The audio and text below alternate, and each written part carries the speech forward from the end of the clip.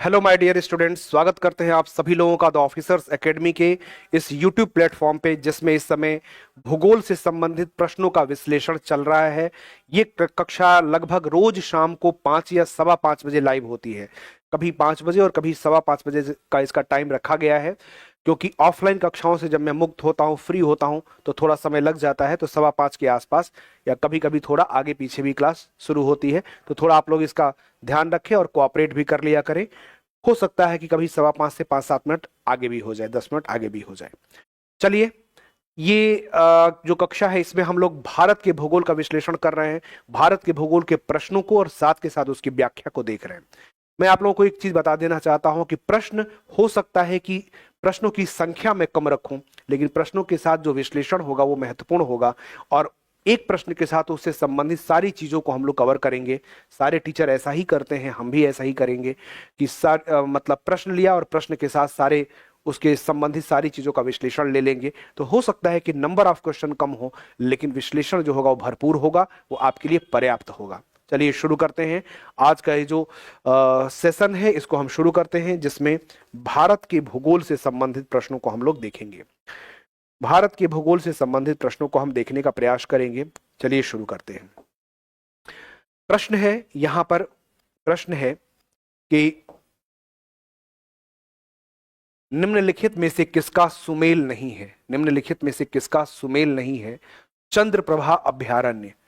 चंद्रप्रभा अभयारण्य, क्या यहां पर चंद्रप्रभा अभयारण्य उत्तर प्रदेश में है? क्या बांदीपुर किसका सुमेल नहीं है? क्या बताइए इसमें बांदीपुर, क्या बांदीपुर कर्नाटक राज्य में है? मैं यहां पर ऑप्शन को बना देता हूं, ऑप्शन मिस हो गया है थोड़ा। क्या बांदीपुर कर्नाटक में है? काजीरंगा जो है, काजीरंगा किस राज्य में है? क्या ये मेघालय में है? आप उत्तर दीजिए। तो किसका सुमेल नहीं है पूछा गया है यहां पर। क्या एक से अधिक सही, एक से अधिक का सुमेल नहीं है, या इनमें से कोई नहीं? एक से अधिक या इनमें से कोई नहीं। प्रश्न की प्रकृति को समझिएगा। यहां पर लिखा है किसका सुमेल नहीं है, ठीक है ना। नहीं शब्द पूछा जा रहा है।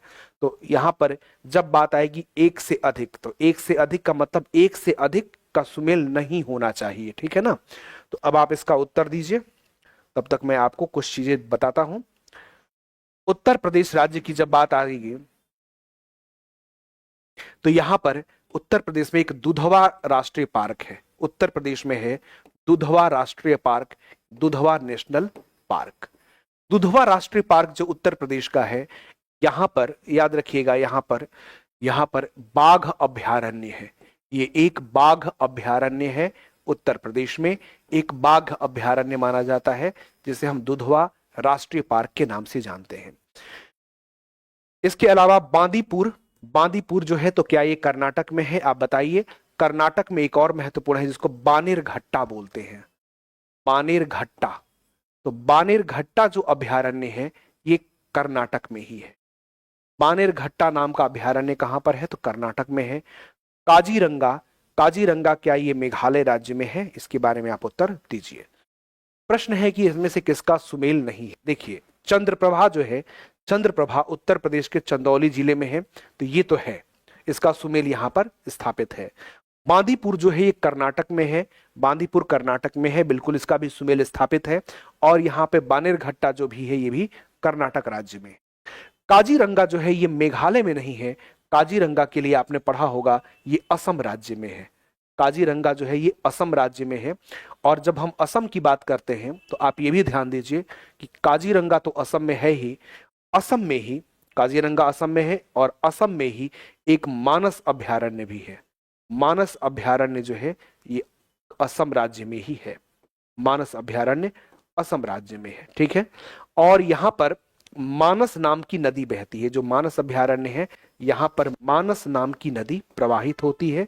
मानस नदी का प्रवाह है यहां पर। और मानस अभयारण्य, आप याद रखिएगा कि जो मानस अभयारण्य है और जो काजीरंगा है, तो मानस अभयारण्य और काजीरंगा दोनों के लिए बात याद रखना है। मानस अभयारण्य और काजीरंगा दोनों के लिए ये बात याद रखना है, ये एक सींग वाले गैंडे के लिए प्रसिद्ध है। एक सींग वाला जो गैंडा होता है, तो एक सींग वाले गैंडे के लिए प्रसिद्ध है। एक सींग वाला गैंडा कहां पर है? तो काजीरंगा में भी है और मानस में भी है। यहां पर असम राज्य में एक सींग वाले गैंडे पाए जाते हैं, ठीक है ना। तो यहां पर एक सींग वाले गैंडे काजीरंगा और मानस दोनों अभयारण्य में पाए जाते हैं। तो चंद्रप्रभा और दुधवा ये उत्तर प्रदेश राज्य में है, बानेरघट्टा, बांदीपुर ये सब कर्नाटक में है, काजीरंगा जो है और मानस भी असम में है। तो यहां पर जो आपका उत्तर है वो सी उत्तर बैठ रहा है। सी यहां पर करेक्ट आंसर या सही उत्तर देखने को मिल रहा है। चलिए, अब मेरा एक प्रश्न है, इस प्रश्न का उत्तर दीजिए। राष्ट्रीय उद्यान की बात हमने की, हमारे भारत में कितने जैव मंडलीय आरक्षित क्षेत्र हैं? इसका उत्तर आप दीजिए कि भारत में कितने जैव मंडलीय आरक्षित क्षेत्र हैं। How many biosphere reserves there are in India? Bharat में कितने जैव मंडलीय आरक्षित क्षेत्र हैं? इसका उत्तर आप लोग दीजिए, ठीक है, इसका उत्तर दीजिए। अब इसके बाद यहां पर एक अगला प्रश्न ले रहा हूं मैं।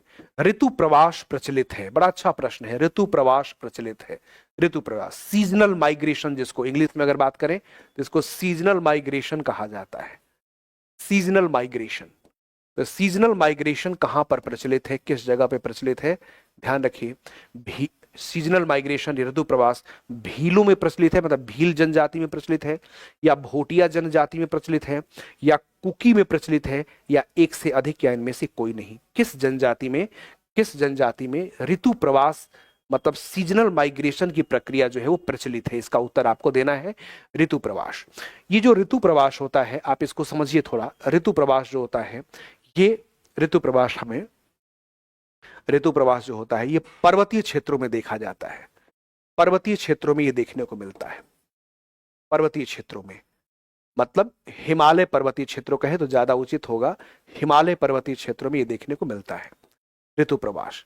ऋतु प्रवास में होता क्या है कि ग्रीष्म काल में जो चरवाही जनजातियां हैं वो अपने पशुओं को लेकर के ऋतु प्रवास में, ग्रीष्म काल में चरवाही जनजातियां जो हैं अपने पशुओं को लेकर के उच्च पर्वतीय क्षेत्रों के, ध्यान रखिएगा, उच्च पर्वतीय क्षेत्रों के अल्पाइन घास के मैदानों में, अल्पाइन घास के मैदानों में, अल्पाइन घास के मैदानों में प्रवास कर जाते हैं। प्रवास हो जाता है, कब होता है? ग्रीष्म काल में होता है। तो आप ध्यान रखिए कि पर्वतीय क्षेत्रों में यह प्रचलित है। पर्वतीय क्षेत्रों की जो चरवाही जनजातियां होती हैं वो चरवाही जनजातियां ग्रीष्म काल में अपने पशुओं को लेकर के और ऊंचे पर्वतीय क्षेत्रों में चली जाती हैं। ग्रीष्म काल में कहां जाती हैं? तो वो जाते हैं अल्पाइन घास के मैदानों में। जब अल्पाइन घास के मैदानों की बात होगी ना, अल्पाइन घास के मैदान, तो ये क्या है इसको भी आपको समझना होगा। अल्पाइन घास के मैदानों की बात कर रहा हूं। अल्पाइन घास के मैदान या अल्पाइन ग्रासलैंड क्या होते हैं? अल्पाइन ग्रासलैंड जैसा कि लिखा है कि उच्च पर्वतीय क्षेत्रों के घास के मैदान होते हैं हिमालय में। इन अल्पाइन घास के मैदानों को हिमालय में कुछ विशेष नाम देते हैं, जैसे इन्हें मर्ग कहते हैं। अल्पाइन घास के मैदान जो मर्ग कहते हैं, जम्मू कश्मीर में मर्ग के नाम से जाना जाता है। आपने गुलमर्ग का नाम सुना होगा, तो मर्ग जम्मू कश्मीर में है। इसी तरह से अल्पाइन घास के जो मैदान हैं जिन्हें मर्ग जम्मू कश्मीर में कहते हैं, और इन्हीं को बुग्याल नाम दिया जाता है। बड़ा इंपॉर्टेंट पॉइंट मैं आपको बता रहा हूं, इसको जरूर याद रखना। इंडियन ज्योग्राफी का बहुत महत्वपूर्ण पॉइंट है ये कि बुग्याल उत्तराखंड में नाम देते हैं। अब बात आता है कि बुग्याल है क्या चीज, किसको कहते हैं? तो बुग्याल हिमालय में अल्पाइन घास के मैदान होते हैं। ये ऊंचे पर्वतों पर पाए जाने वाले घास के मैदान होते हैं जहां पर चरवाही जनजातियां ग्रीष्म काल में अपने पशुओं को लेकर पहुंचती हैं और पशुओं को चराने का प्रयास चराती हैं वहां पर। इसी तरह से बुग्याल जैसा ही उत्तराखंड में एक पयार भी होता है, एक और घास का मैदान, मतलब वही चीज है। उत्तराखंड में पयार भी कहा जाता है, उत्तराखंड में इसको पयार के नाम से भी जाना जाता है। तो मर्ग क्या है? तो मर्ग अल्पाइन घास के मैदान है जम्मू कश्मीर में। इसी तरह बुग्याल क्या है? तो उत्तराखंड में घास के मैदान है, अल्पाइन घास के मैदान। और पयार क्या है? तो उत्तराखंड में ही अल्पाइन घास के मैदानों को पयार कहा जाता है। ये इंपॉर्टेंट पॉइंट है, इसको जरूर आप याद रखिएगा कि अल्पाइन घास के मैदान, तो ऊंचे पहाड़ों पर जो शीतोष्ण कटिबंधीय घास के मैदान होते हैं उनको हम अल्पाइन घास के मैदान कहते हैं। ये भी मैं नोट कर देता हूं, ये जो अल्पाइन घास के जो मैदान है, जो अल्पाइन घास के मैदान है, ये शीतोष्ण घास के मैदान होते हैं। शीतोष्ण घास के मैदान होते हैं, मतलब ठंडे क्षेत्रों के घास के मैदान होते हैं। शीत ऋतु में तो यहाँ पर बर्फ जम जाती है, लेकिन ग्रीष्म ऋतु में जब बर्फ पिघलती है तो यहाँ पर बहुत अच्छी घासें निर्मित हो जाती हैं, मतलब उगाती हैं, जिनको कि पशुओं को चराया जाता है। तो ये अल्पाइन घास के मैदानों की ओर ही ऋतु प्रवास देखा जाता है। ऋतु प्रवास किसमें देखा जाता है? तो ऋतु प्रवास की जो प्रवृत्ति है विशेष रूप से ये जो भोटिया जनजाति है इसमें देखा जाता है। भोटिया जनजाति, भोटिया लोग जो हैं इनमें ऋतु प्रवास देखा जाता है। भोटिया जनजाति में ऋतु प्रवास देखा जाता है। ये जो भोटिया जनजाति है इसके लिए आप याद रखिए कहाँ पाई जाती है, तो ये उत्तराखंड में पाए जाते हैं। उत्तराखंड में पाए जाते हैं भोटिया लोग। और भोटिया जनजाति जो है इनमें ऋतु प्रवास देखे थे। इसी तरह ऋतु प्रवास हमें गद्दी, गद्दी जनजाति है व बकरवाल, गद्दी व बकरवाल, ये कश्मीर की जनजातियां हैं, गद्दी और बकरवाल। तो इनमें भी हमें हिमाचल और कश्मीर दोनों में ही पाई जाती हैं। वैसे कश्मीर और हिमाचल प्रदेश में भी पाई जाती हैं, कश्मीर और हिमाचल प्रदेश दोनों में गद्दी बकरवाल, इनमें भी ऋतु प्रवास की प्रवृत्ति देखी जाती है। ऋतु प्रवास इनमें भी देखा जाता है। भोटिया जनजाति जो है इसमें ऋतु प्रवास होता है, बिल्कुल होता है। और कुकी जनजाति, कुकी जनजाति जो है आप याद रखिएगा ये मणिपुर में पाई जाती है, मणिपुर की जनजाति है और काफी चर्चा में रही है। ये जरूर पूछा जा सकता है, मणिपुर की जनजाति जो कुकी जनजाति है ये काफी चर्चा में रही है, आप याद रखिएगा कुकी जनजाति को। और इसी तरह से ये भी याद रखिएगा जो मणिपुर है यहाँ पर एक मैतेई समुदाय भी है। मैतेई समुदाय जो है, तो मैतेई जनजाति भी या मैतेई समुदाय भी मणिपुर में है और कुकी जनजाति भी मणिपुर में है। कुकी और मैतेई के जो विवाद है वो बहुत ज्यादा चर्चित है, जिसको लेकर के मणिपुर बहुत ज्यादा चर्चा में रहा है। तो आप ध्यान रखिएगा कुकी और मैतेई ये कहां पर है, तो मणिपुर की जनजातियां हैं। इसी तरह से यहां पर ध्यान रखिए एक दो चीजें मैं आपको और बताता हूं। जैसे जो जनजातियों की हम बात कर रहे हैं, जो जनजातियों की बात हो रही है, तो इसमें याद रखेंगे हम लोग कि जो प्रमुख जनजाति, जैसे एक लेप्चा नाम की जनजाति है, लेप्चा जनजाति। ध्यान रखिए लेप्चा जनजाति जो है ये कहां पर है, तो लेप्चा जनजाति सिक्किम में है। लेप्चा जनजाति जो है कहां पर है, तो ये सिक्किम राज्य में है, सिक्किम राज्य में पाई जाती है। इसके अलावा डाफला, मिरी, अबोर और मिश्मी, ये सब जो जनजातियां हैं, टाफला, मिरी, अबोर, मिश्मी, ये अरुणाचल प्रदेश की जनजातियां हैं, अरुणाचल प्रदेश की जनजातियां हैं। इसी तरह एक जनजाति जिसको अंगामी कहते हैं, अंगामी, अंगामी जनजाति जो है ये नागालैंड की जनजाति है। अंगामी जनजाति जो है ये नागालैंड में पाई जाती है, इसका याद रखिए, इसके बारे में याद रखिए। अंगामी जनजाति ये नागालैंड में पाई जाती है, नागालैंड की जनजाति है जिसे अंगामी कहते हैं। कुकी मैतेई हम पहले ही देख चुके हैं। इसी तरह से उत्तर पूर्वी राज्यों में गारो है, खासी है, जयंतिया है। गारो, खासी, जयंतिया ये सब मेघालय की जनजातियां हैं, ये सब मेघालय राज्य में जनजातियां हैं। गारो, खासी, जयंतिया मेघालय राज्य में। इसी तरह से एक थारू जनजाति है, याद रखिएगा थारू जनजाति, जौनसारी नाम की एक जनजाति है, थारू और जौनसारी नाम की जनजाति है। इसके अतिरिक्त अभी हमने देखा था थारू, जौनसारी और भोटिया जनजाति जो है, थारू जनजाति, भोटिया और थारू और जौनसारी ये उत्तराखंड की जनजातियां हैं। कहां पर है, तो ये उत्तराखंड की जनजातियां हैं, ये भी आप याद रखिए, उत्तराखंड की जनजातियां थारू, जौनसारी, भोटिया। थारू जो जनजाति है इसके लिए आप याद रखिएगा थारू और जौनसारी भी ये उत्तराखंड में तो पाई ही जाती हैं, ये उत्तर प्रदेश में भी पाई जाती हैं। ये जनजातियां उत्तर प्रदेश में भी पाई जाती हैं, उत्तर प्रदेश में भी ये जनजातियां पाई जाती हैं। एक बड़ा इंपॉर्टेंट पॉइंट बता रहा हूं, आप याद रखिएगा, जब हमारे भारत में लॉकडाउन लगाया गया था सरकार के द्वारा, तो लॉकडाउन के समय में ही ये जो थारू लोग हैं ना, थारू लोग, इनका एक त्योहार है, त्योहार है, बड़ा इंपॉर्टेंट पॉइंट मैं बता रहा हूं। थारू लोगों का एक त्योहार है जिसको बोलते हैं वरना त्योहार, वरना, वरना त्योहार। ठीक है, तो मैं बताना ये चाह रहा था कि जो थारू लोगों का ये वरना त्योहार है, इसकी तुलना मोदी जी ने, मतलब प्रधानमंत्री जी ने, इसकी तुलना प्रधानमंत्री जी ने लॉकडाउन से किया था। इनका त्योहार है थारू लोगों का वरना त्योहार, जिसका तुलना लॉकडाउन से किया था। लॉकडाउन से किया था। लॉकडाउन से किया था। किसने किया था? मोदी जी ने किया था।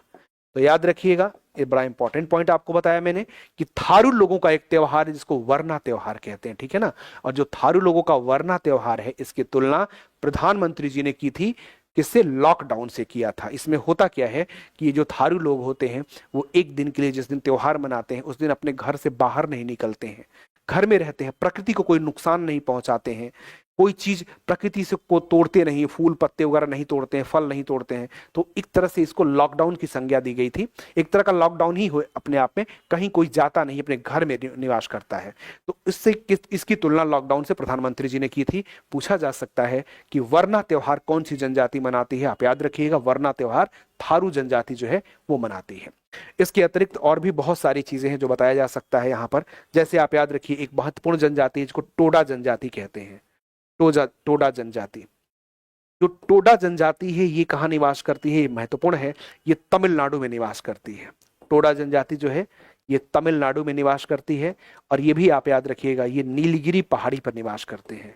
ये नीलगिरी पहाड़ी पर निवास करने वाली जनजाति है, जिसे हम टोडा जनजाति कहते हैं। तमिलनाडु में टोडा लोग रहते हैं। तो जनजातियां तो अभी और भी है, बहुत कुछ बताया जा सकता है इस टॉपिक में। चलिए कुछ और जोड़ ही देता हूं, कुछ महत्वपूर्ण जनजातियों का और नाम ले लेता हूं। जैसे एक है जारवा, शोम्पेन, ओंग, जारवा, शोम्पेन। एक है जारवा, शोम्पेन, एक है सेंटिनल। ये सब जो जनजातियां हैं, जारवा, शोम्पेन, सेंटिनल, ये सारी जनजातियां अंडमान निकोबार में पाई जाती हैं। कहां पाई जाती हैं? अंडमान निकोबार में पाई जाती हैं। अंडमान निकोबार में पाई जाती हैं। इसी तरह से आप याद रखिएगा, बिहार पीसीएस के दृष्टिकोण से महत्वपूर्ण जो चीज है वो बता रहा हूं। एक बिहार पीसीएस के दृष्टिकोण, मतलब बिहार बीपीएससी के दृष्टिकोण से महत्वपूर्ण चीज बता रहा हूं, ध्यान रखेंगे। यहां पर जो बिहार राज्य है, वहां पे संथाल जो जनजाति है ना, ये महत्वपूर्ण जनजाति है। बिहार की जनजातियों की अगर बात करेंगे तो यहाँ पर संथाल महत्वपूर्ण जनजाति है। बिहार संथाल प्रमुख जनजाति है यहाँ की।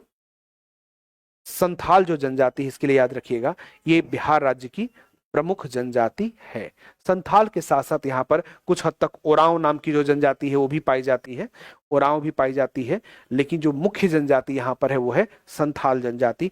खरिया है, भूमिज है, ओरांव है, इस तरह की जनजातियां भी यहाँ पाई जाती हैं। मुख्य जनजाति संथाल है। चलिए लिख देते हैं उसका भी नाम। एक है खरिया, ओरांव और भूमिज। खरिया, ओरांव और भूमिज, इस तरह की जनजातियां कहाँ पाई जाती हैं? तो ये सारी जनजातियां बिहार राज्य में भी पाई जाती हैं। ठीक है, चलिए आगे बढ़ते हैं। अब इसके आगे जो प्रश्न है उसमें हम अब आगे बढ़ते हैं। इस तरह के प्रश्न आते रहेंगे, इसी तरह की व्याख्याएं होती रहेंगी। एक प्रश्न लेंगे, भले ही प्रश्न की संख्या कम हो, लेकिन प्रश्न के साथ जो विश्लेषण होगा वो सारगर्भित होगा, उसमें कॉन्सेप्ट भी होगा, फैक्ट भी होगा, और प्रश्न के साथ साथ जितने आवश्यक उसके पक्ष हैं सबको शामिल करके हम बात करेंगे। चलिए अगले प्रश्न की ओर आता हूं। अगला प्रश्न है, हरित क्रांति को नहर सिंचित क्षेत्रों में उल्लेखनीय सफलता मिली।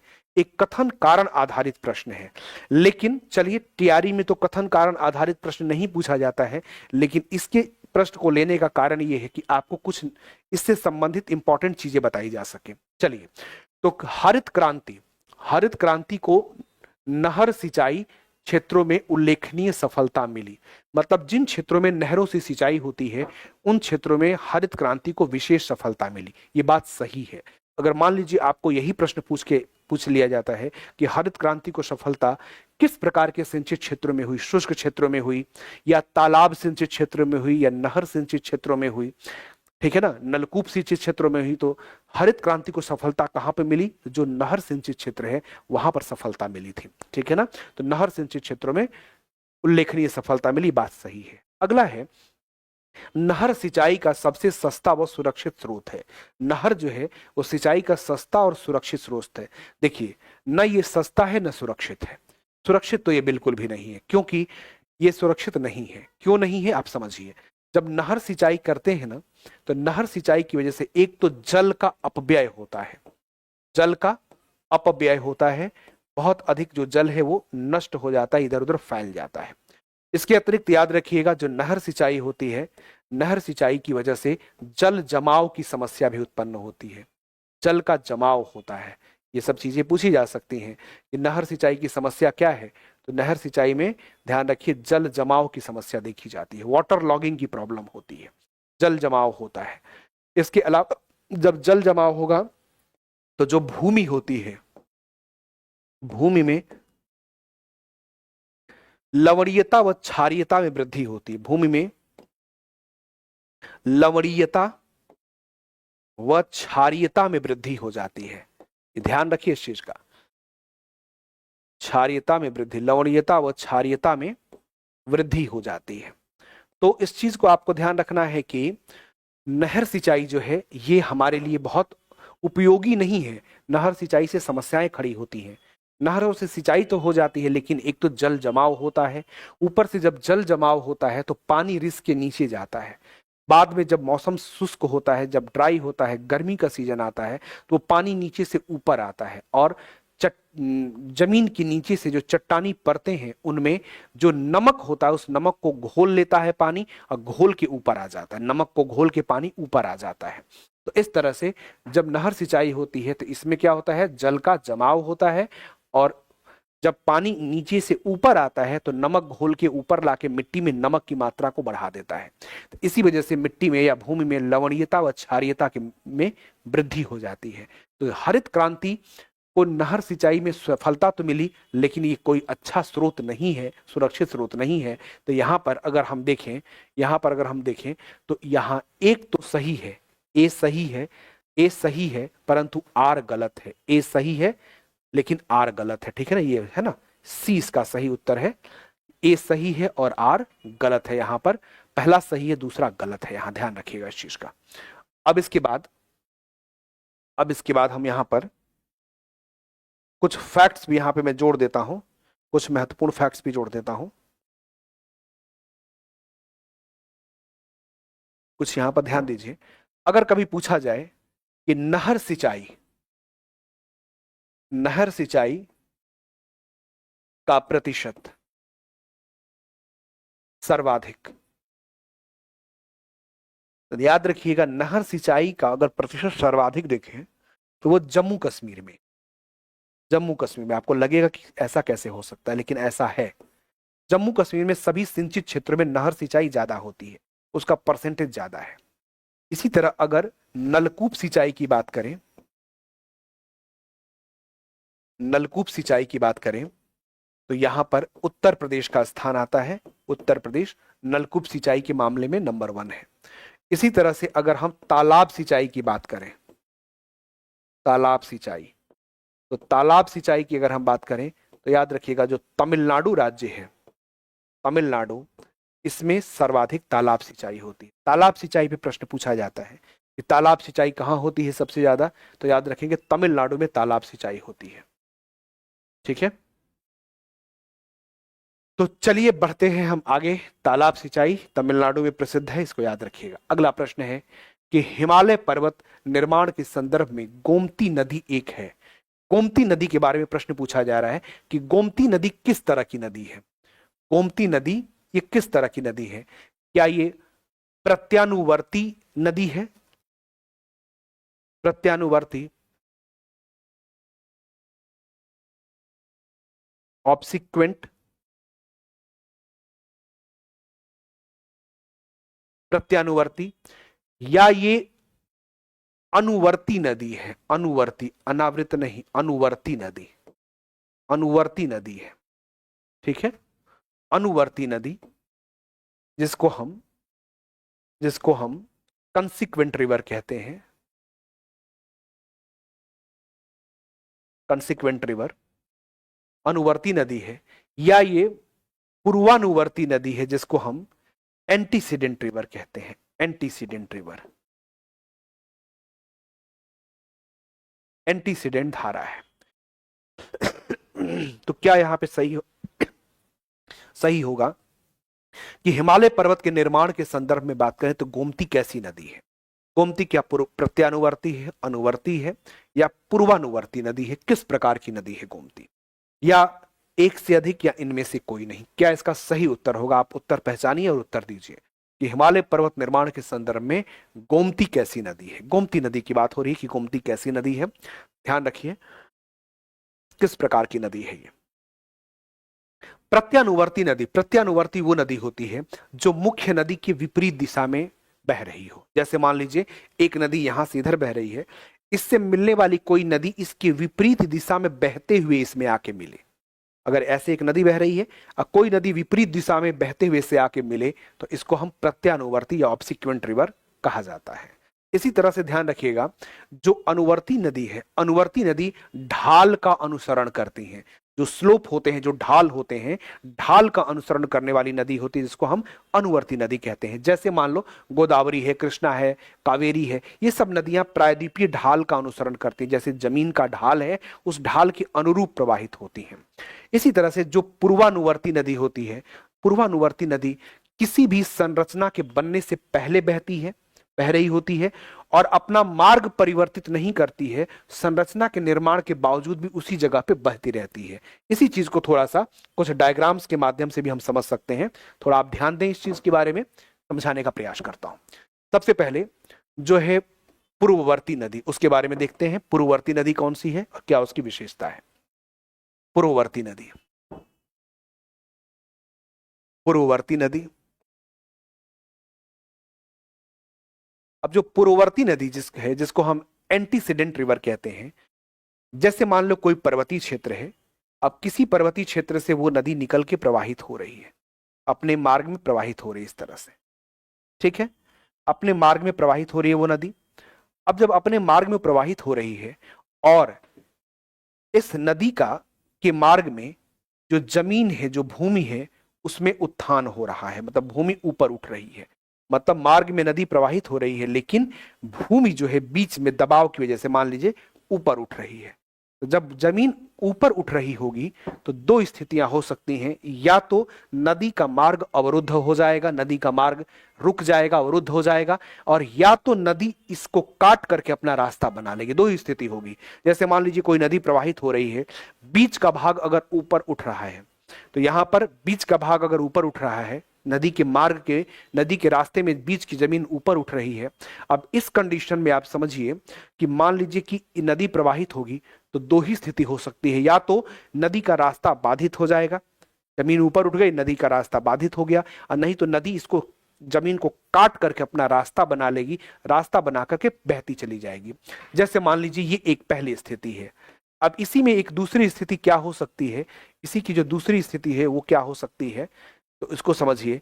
नदी तो अपने मार्ग में प्रवाहित हो रही है, लेकिन जब भूमि जो ऊपर उठ रही है तो उस ऊपर उठती हुई भूमि का प्रभाव नदी के मार्ग पर नहीं पड़ रहा है।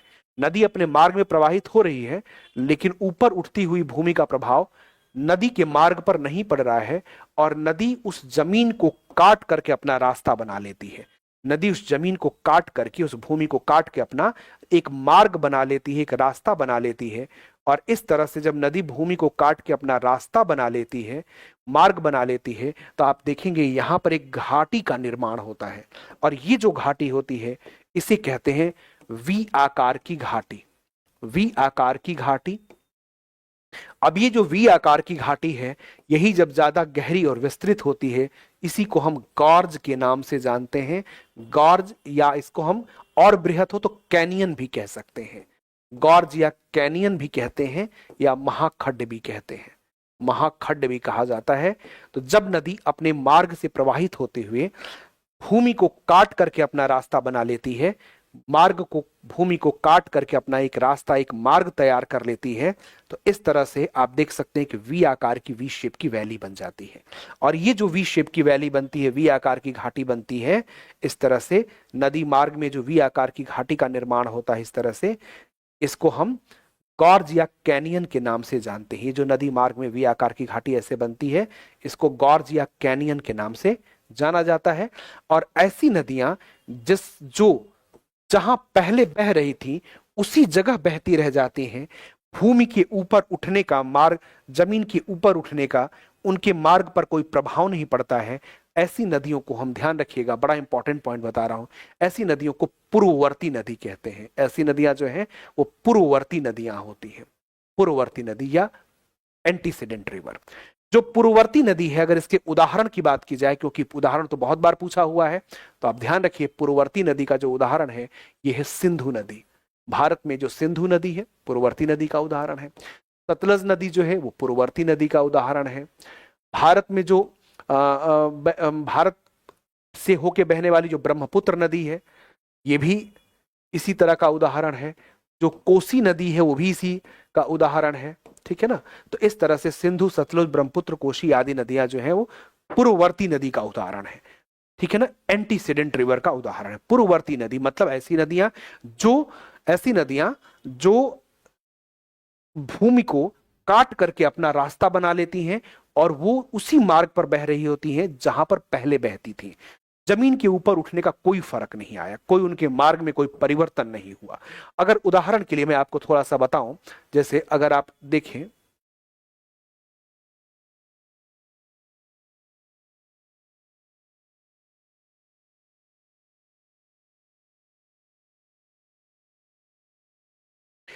अगर उदाहरण के लिए थोड़ा समझा जाए तो जो सिंधु नदी है, अब अगर आप सिंधु नदी के प्रवाह को देखेंगे, सिंधु नदी का जो मार्ग है, तो कैलाश मानसरोवर के पास से निकल करके इस तरह और इस तरह से सिंधु नदी प्रवाहित हो रही है। लेकिन बीच में तो यहां पर लद्दाख है, तो लद्दाख पर्वत को यहां पर काटती है सिंधु नदी। सिंधु नदी जो है लद्दाख पर्वत को, लद्दाख पहाड़ी जो है इसको काट देती है और काट करके प्रवाहित होती है। लद्दाख को काट के अपना मार्ग बना लेती है और अपने मार्ग से वो प्रवाहित होती है। काट के ऐसा मार्ग बना लिया और फिर इस तरह से प्रवाहित होती है। तो यहां पर जो लद्दाख को काट करके अपना रास्ता तैयार कर लेती है, इस तरह लद्दाख को काट के बीच से बह रही है नदी, ठीक है ना। तो इसको हम पूर्ववर्ती नदी कहेंगे। और जहां पे काटती है यहां पर बुंजी नाम का गॉर्ज स्थित है। बुंजी नाम का गॉर्ज यहां पर स्थित है। बुंजी गॉर्ज इसको कहते हैं जो लद्दाख पर्वत को काटकर सिंधु नदी बनाती है। बुंजी गॉर्ज सिंधु नदी के द्वारा लद्दाख क्षेत्र में या लद्दाख पहाड़ी को काट के बनाया जाता है, बुंजी गॉर्ज। इसी तरह से अगर आप देखेंगे तो सतलुज नदी जो है वो राकस ताल से निकलती है और राकस ताल से इस तरह से निकल करके और इस तरह से प्रवाहित होती है, पाकिस्तान में चली जाती है। सतलज नदी है। अब जो सतलज नदी की स्थिति आप देखेंगे तो यहां पर महान हिमालय है, लघु हिमालय है, शिवालिक है। अब महान, लघु और शिवालिक तीनों को काटते हुए आगे बढ़ रही है। ऐसा तो नहीं होगा ना कि ये नदी आई, पहले महान हिमालय पे चढ़ गई, फिर लघु हिमालय पे चढ़ गई, फिर उतर गई, फिर शिवालिक पे चढ़ के उतर गई। ऐसा नहीं होता है। नदी अपना मार्ग बना लेती है। इसका मतलब जो सिंधु नदी है, सतलज नदी जो है, ये हिमालय के बनने से पहले से बह रही हैं और हिमालय को काट के अपना रास्ता बना चुकी हैं। तो इस तरह से हमने पूर्ववर्ती नदी जो है उसके बारे में कुछ आपको बताया। चलिए अन्य जो नदियां हैं उसके बारे में भी बताता हूं। पूर्ववर्ती नदी के बाद आप ध्यान रखिए अगली जो नदी है जो पूर्ववर्ती नदी के बाद, जैसे मान लिया जाए कि ये एक भूमि है, भूमि का ढाल है, ये एक भूमि है, एक पर्वतीय क्षेत्र है इस तरह से, और ये एक ढाल को प्रदर्शित कर रहा है। अब यहां पर हम क्या देख रहे हैं कि इस जगह पर एक नदी प्रवाहित हो रही है। बीचों बीच यहां पर एक नदी प्रवाहित हो रही है। इस तरह से बीचों बीच एक नदी प्रवाहित हो रही है, इस तरह से प्रवाहित हो रही है। मान लिया जाए कि बीचों बीच एक नदी इस तरह प्रवाहित हो रही है, ठीक है, एक नदी। अब ये जो नदी है ये है मुख्य नदी। ये कौन सी नदी है? तो ये मुख्य नदी है। यहां पर जो प्रवाहित हो रही है ये मुख्य नदी है, मेन रिवर। ये मुख्य नदी है, ठीक है, ये मुख्य नदी है, मेन नदी है, मुख्य नदी। और इसी मुख्य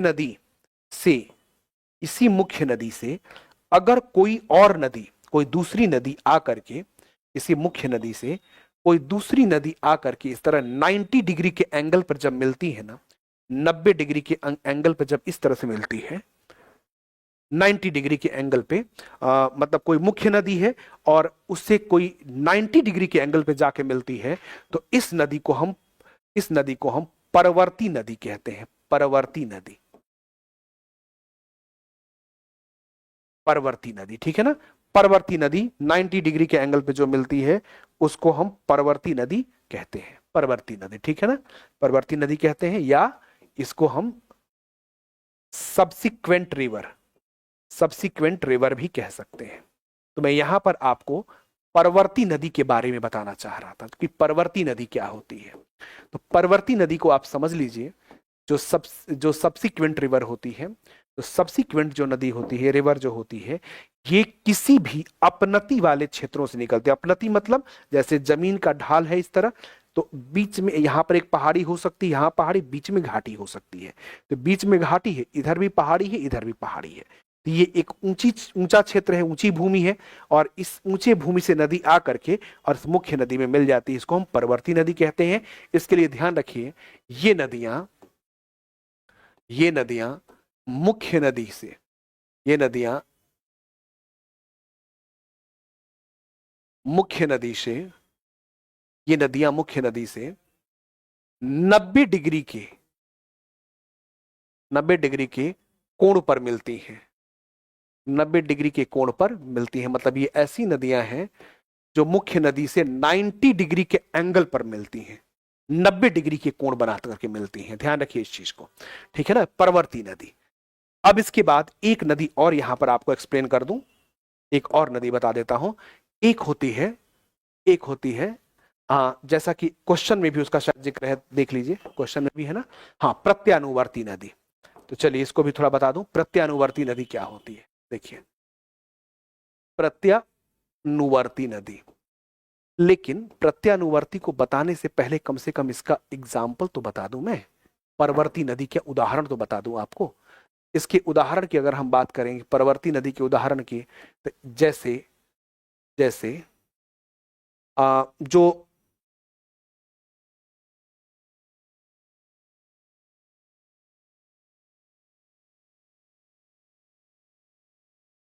जैसे आपने देखा होगा केन नदी है, केन, बेतवा, ये सब जो नदियां हैं, केन, बेतवा, मतलब जो यमुना की सहायक नदियां हैं, इसके मुख्य एग्जाम्पल में लिए जा सकते हैं। यमुना की सहायक, मैं उदाहरण भी मुख्य नदियों का ही रख रहा हूं जिन पर क्वेश्चन वैसे बनते रहते हैं। तो केन, बेतवा आदि ये सब 90 डिग्री एंगल पे मिलती हैं, किससे, मुख्य नदी यमुना से मिलती हैं। तो ये सब परवर्ती नदी के उदाहरण हैं। प्रत्यानुवर्ती वो नदी होती है, ध्यान रखिएगा, ये नदियां मुख्य नदी के विपरीत दिशा में, मुख्य नदी की विपरीत दिशा में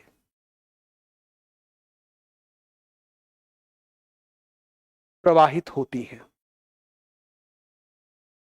जो मेन रिवर है, जो मुख्य नदी है, अगर मान लिया जाए कि ये एक मुख्य नदी है, इस तरह से प्रवाहित हो रही, इसको हम मुख्य नदी मान लें, मुख्य नदी इसको हम कह दें कि ये मुख्य नदी है, मेन नदी है।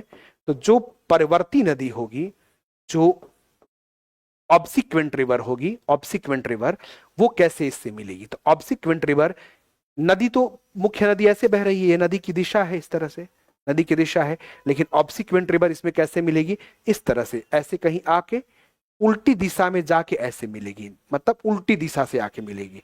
मतलब ये नदी इस तरह से बह रही है, उल्टी दिशा में बह रही है, मतलब मुख्य नदी इधर बह रही है, परवर्ती नदी पहले उल्टा बही तब जाके इसमें मिलती है। तो ये नदियां जो होती हैं, परवर्ती नहीं, प्रत्यानुवर्ती नदी, इनको प्रत्यानुवर्ती नदी कहते हैं। प्रत्यानुवर्ती नदियां इन्हीं को बोलते हैं। और जो प्रत्यानुवर्ती नदी की बात की जाए तो इसके एग्जाम्पल को भी हमें लेना पड़ेगा, इसके उदाहरण को भी थोड़ा समझना पड़ेगा हमें। प्रत्यानुवर्ती नदी, इसके एग्जाम्पल की बात करें, इसके उदाहरण की बात करें, तो इसमें आप एक सुरु नदी है, इसका उदाहरण ले सकते हैं, जो सिंधु की सहायक नदी है। सुरु नदी, सुरु, ये किसकी सहायक है, तो सिंधु की सहायक नदी है, सिंधु की सहायक नदी है, सुरु इसका नाम है, ये इसका उदाहरण हो सकती है। इसी तरह से जो अरुण कोसी है, कोसी की सहायक जो अरुण कोसी है, तो अरुण कोसी भी इसकी सहायक नदी है। अरुण कोसी किसकी सहायक नदी है, तो अरुण कोसी के लिए याद रखिएगा, ये कोसी की सहायक नदी है, ये भी प्रत्यानुवर्ती धारा का उदाहरण है। इस तरह हमने मुख्य जो नदियों का जिक्र हुआ उसके बारे में डायग्राम बना के आपको समझाने का प्रयास किया है। उम्मीद करता हूं कि आपको जरूर समझ में आया होगा। तो परवर्ती नदी क्या होती है, 90 डिग्री एंगल पे मिलती है। प्रत्यानुवर्ती नदी क्या होती है, ये भी हमने जान लिया। इसके बाद हमने ये भी जान लिया कि पूर्ववर्ती नदी क्या होती है। किसी भी संरचना के बनने से पहले, किसी भी संरचना के बनने से पहले जो नदी मौजूद है और आज भी उसी मार्ग पे बह रही है, उसको हम पूर्ववर्ती नदी कहते हैं। और यहां पर एक चीज और याद रखिए, एक चीज और बताता हूं कि कुछ नदियां सीधे सीधे ढाल का अनुसरण करती हैं। जैसे कोई पर्वतीय ढाल है इस तरह से, तो कोई नदी ऐसी भी हो सकती है जो सीधे सीधे पर्वतीय ढाल का अनुसरण कर रही हो, स्लोप के अकॉर्डिंग बह रही हो इस तरह से। तो जो नदियां ढाल का अनुसरण करते हुए प्रवाहित होती हैं, ढाल का अनुसरण करते हुए प्रवाहित होती हैं, इन नदियों को हम अनुवर्ती नदी कहते हैं। अनुवर्ती नदी, अनुवर्ती नदी, ये नदी स्थलीय ढाल का अनुसरण करती हैं। ये नदियां जो होती हैं स्थलीय ढाल का अनुसरण करती हैं, मतलब ये ऐसी नदियां हैं जो स्थलीय ढाल का अनुसरण करती हैं। स्थलीय ढाल का अनुसरण करने वाली नदियां, इनको हम अनुवर्ती नदी कहते हैं। जैसे बेस्ट एग्जांपल दक्षिण भारत में देखने को मिलेगा गोदावरी, पश्चिमी घाट से निकल रही है। कृष्णा, कृष्णा, कावेरी, ये सब जो नदियां हैं ये एक बेस्ट एग्जांपल मानी जाएंगी अनुवर्ती नदी की, जो कि ढाल का अनुसरण करती हैं, ढाल के अनुरूप बहती हैं। ठीक है, चलिए बढ़ते हैं आगे अगले प्रश्न की ओर।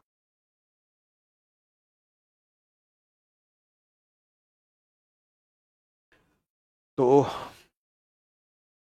अगला प्रश्न है कि लघु हिमालय में स्थित दर्रे का नाम बताइए। वो कौन सा दर्रा है जो लघु हिमालय में स्थित है? लघु हिमालय में स्थित जो दर्रा है उसकी बात की जा रही है। बुर्जिल दर्रा, बारामूला, जोजिला, इनमें से एक से अधिक या इनमें से कोई नहीं। कौन सा दर्रा लघु हिमालय में है? बुर्जिल दर्रा, बारामूला और जोजिला दर्रा।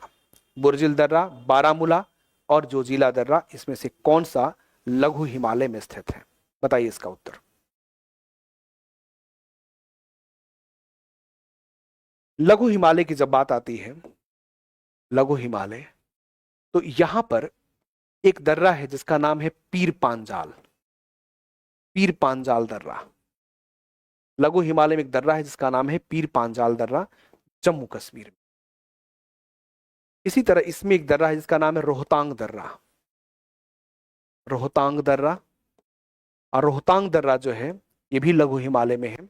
रोहतांग दर्रा कहां पर है? तो ये हिमाचल प्रदेश में है। तो याद रखिएगा, हिमाचल प्रदेश में रोहतांग दर्रा। ठीक है ना, पीर पांजाल दर्रा और रोहतांग दर्रा। ठीक है, पीर पांजाल, रोहतांग दर्रा, ये सब लघु हिमालय के भाग हैं, लघु हिमालय में। ठीक है, इसके बाद ये जो बारामूला, उत्तर होगा यहाँ पे बारामूला। ठीक है ना, आंसर ये हो जाएगा बारामूला। बाकी पीर पांजाल, रोहतांग दर्रा ये भी इसके एग्जाम्पल माने जाते हैं। जब हम भारत के दर्रों की बात करेंगे, भारत के दर्रों की बात करेंगे, तो थोड़ा समझ लीजिए इस चीज को। दर्रे ये पहाड़ी रास्ते होते हैं। अब इन पहाड़ी दर्रों में अगर हम देखें तो कुछ महत्वपूर्ण दर्रे, जैसे अगर हम लद्दाख के दर्रे की बात करें, लद्दाख क्षेत्र की बात करें, लद्दाख यूनियन टेरिटरी की बात करें,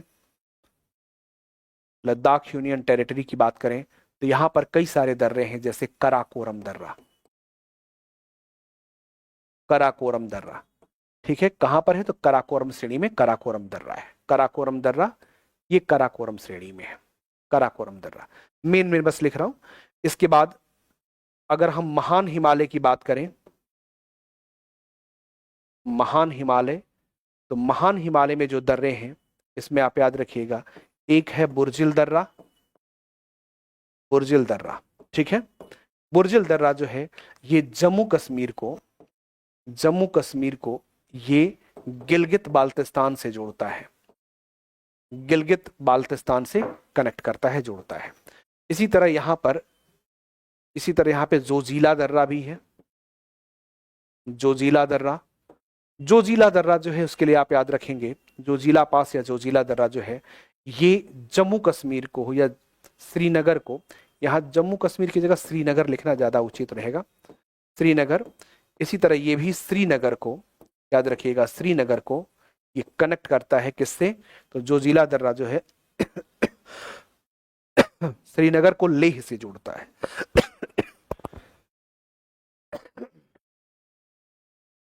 इसी में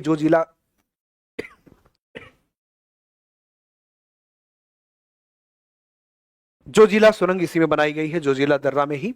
बुर्ज दर्रा श्रीनगर गिलगित बाल्टिस्तान, और जोजिला दर्रा श्रीनगर लेह को कनेक्ट करता है, श्रीनगर लेह।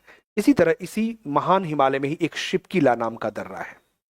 शिपकीला, जो शिपकीला दर्रा है ये हिमाचल प्रदेश में है, ध्यान रखिएगा कहां पर है, हिमाचल प्रदेश में है। और हिमाचल प्रदेश को ये कनेक्ट करता है ये तिब्बत से या मानसरोवर से, तिब्बत या मानसरोवर से जोड़ता है।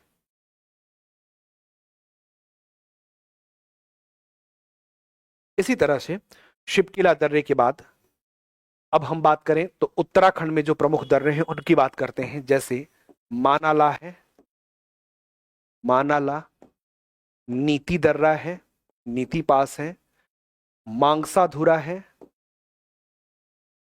मांगसाधुरा, मानाला, नीति पास, मुलिंगला है, मुलिंगला, लिपुलेक है, लिपुलेक। ये सब जो दर्रे हैं ये सारे के सारे दर्रे उत्तराखंड में हैं। कहां पर है? उत्तराखंड में है। और ये जितने दर्रे हैं ये सारे के सारे दर्रे उत्तराखंड में हैं। और उत्तराखंड में ये हो करके किसको कनेक्ट करते हैं? तो ये उत्तराखंड को, ये दर्रे उत्तराखंड को जोड़ देते हैं तिब्बत से, उत्तराखंड को तिब्बत से कनेक्ट करते हैं। उत्तराखंड और तिब्बत को जोड़ने वाले दर्रे हैं। इसी तरह से जब हम महान हिमालय में अगर चलेंगे और आगे अगर बढ़ेंगे तो महान हिमालय में यहां पर हमें देखने को मिलता है, एक है नाथुला, नाथुला जो गंगटोक को, सिक्किम में है, गंगटोक को तिब्बत का ल्हासा जो है, ल्हासा से कनेक्ट करता है, तिब्बत की राजधानी। इसी तरह याद रखना यहां पर जेलेपला भी है। तो जो जेलेपला है या जेलेप दर्रा या जेलेपला है, इसके लिए आप याद रखिए जेलेपला जो है ये भी सिक्किम में ही है, दोनों सिक्किम में ही है। और जेलेपला वहां पर जेलेपला सिक्किम में है।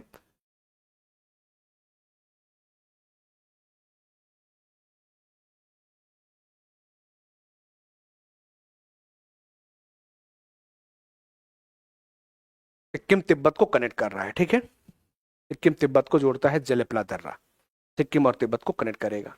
तो नाथुला गंगटोक ल्हासा को जोड़ेगा, जेलेपला सिक्किम और तिब्बत को जोड़ेगा। यहीं पर एक चीज और बल्कि जान लीजिए आप कि ये जो जेलेपला है ना, ये एक कालिम्पोंग जगह है, कालिम्पोंग, ठीक है। ये कालिम्पोंग पश्चिम बंगाल का पार्ट है, ये दार्जिलिंग के पास पश्चिम बंगाल का भाग है। तो जो कालिम्पोंग है जो कि पश्चिम बंगाल का भाग है, ये कालिम्पोंग को तिब्बत से जोड़ता है, कालिम्पोंग को तिब्बत से कनेक्ट करता है, जिसको हम जेलेपला के नाम से जानते हैं। तो इस तरह से कुछ प्रमुख दर्रे हैं जिसका जिक्र हमने किया। आज का ये जो सेशन था, इस सेशन में अब इतना ही रखते हैं हम लोग। फिर उसके बाद कल हम फिर से लाइव रहेंगे, 5:15 बजे क्लास लाइव रहेगी, 5:15 बजे आप लोग जुड़िए। इसी तरह प्रश्न, कॉन्सेप्ट और फैक्ट सबकी व्याख्या हम लाने का प्रयास करेंगे। और उद्देश्य ये है कि एक प्रश्न के साथ उससे संबंधित मैक्सिमम चीजें आपको बताई जाएं और इसी तरह से लगातार प्रश्न कराया जाए कि टीआरई एग्जाम से पहले आपके जितने भी महत्वपूर्ण प्रश्न हैं वो सॉल्व हो जाएं और आराम से, आसानी से आप अपने एग्जाम को क्रैक कर पाएं। थैंक यू सो मच, बहुत बहुत धन्यवाद।